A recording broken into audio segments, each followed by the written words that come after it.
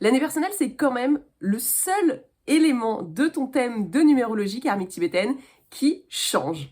Tout le reste ne change pas. Alors, qu'est-ce que c'est l'année personnelle? Quel est le rapport entre toi et une plante? Qu'est-ce que ça change de connaître ton année personnelle? Comment tu vas pouvoir t'en servir concrètement pour améliorer ta vie au quotidien? C'est ce qu'on va voir dans cette vidéo. Selon la numérologie karmique tibétaine, notre vie elle est composée de cycles de 9 ans qui se suivent. Ça veut dire que tu vas être en année 1, puis en année 2, en année 3, etc. jusqu'à passer en année 9. Et à l'issue de l'année 9, tu repars en année 1 et ainsi de suite, comme ça, tout au long de ta vie.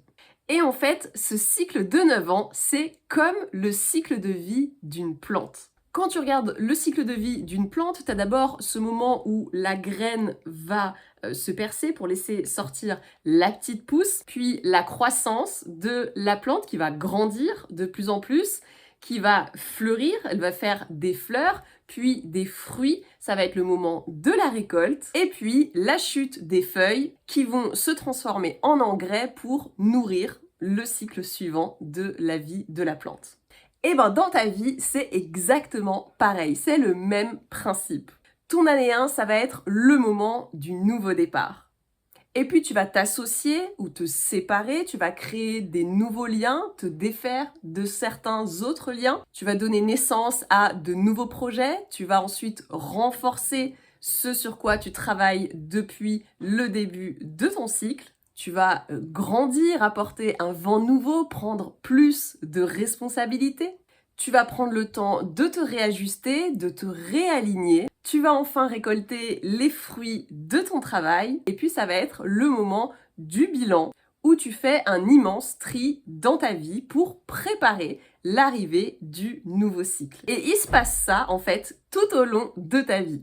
Connaître ton année personnelle, du coup, c'est primordial parce que ça te permet de connaître l'énergie de ce que tu vis en ce moment, d'en avoir conscience, de pouvoir mettre des mots sur ce que tu vis, sur ce que tu traverses. Ça te permet du coup de mieux comprendre ton état émotionnel, ce que tu ressens, les trucs qui t'arrivent et qui ont pas forcément de sens, et ben du coup ça te permet de comprendre tout ça et d'apporter de la conscience. Et quand tu comprends ce que tu traverses, eh ben tu peux vivre certains moments avec beaucoup plus de sérénité. Plutôt que d'avoir envie de tout plaquer et de te barrer en tour du monde du jour au lendemain et tu sais pas ce qui te prend, coucou l'année 5, ou de te demander pourquoi t'es dans un état mélancolique comme ça depuis des jours, des semaines et tu sais pas ce qui t'arrive et t'as l'impression que ça ne va jamais passer. Coucou l'année 7.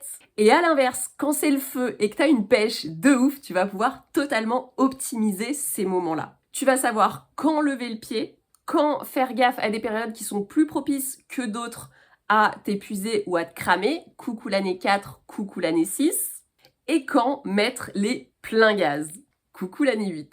Mais ton année personnelle en numérologie karmique tibétaine, eh bien c'est pas juste un horoscope avec un point sur ta vie pro, ta vie perso, etc.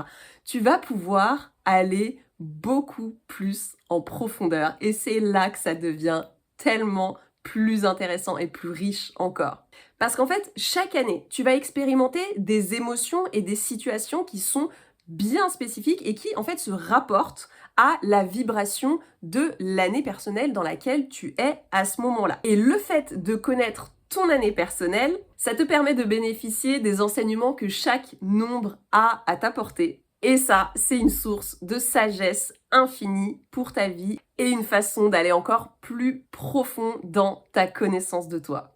Par exemple, l'année 8, c'est une année de récolte, une année d'abondance, une année où tu vas récolter les fruits de ton travail. Elle est beaucoup reliée à cet aspect matériel, à l'argent. Et c'est du coup une super année pour travailler ton rapport à l'argent justement, à l'abondance, au fait de recevoir de l'argent, au fait de te faire payer pour tes services ou tes produits quand tu as une entreprise par exemple. Qu'est-ce que ça éveille chez toi? Les blocages, les croyances limitantes, qu'est-ce qu'il y a à travailler de ce côté-là? Ça va être une super année du coup pour faire le point sur ces questions-là.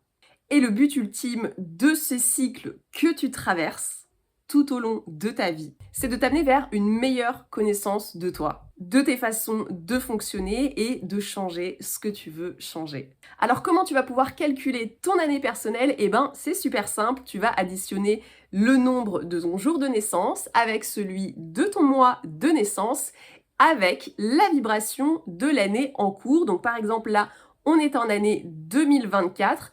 2 plus 2 plus 4, ça fait 8. Donc 2024 est une année 8. Et tu vas donc additionner ce 8 avec ton jour de naissance et ton mois de naissance. Et le total, comme d'habitude, tu vas le réduire à un seul nombre. Et le nombre que tu obtiens, eh bien, c'est le nombre de ton année personnelle. Dis-moi en quelle année personnelle tu es et si ça te plairait que je fasse une vidéo par année personnelle. J'espère que cette vidéo t'a plu. Si c'est le cas, n'hésite pas à la liker, à t'abonner. Je te dis à très vite pour une prochaine vidéo et je te souhaite une journée absolument extraordinaire.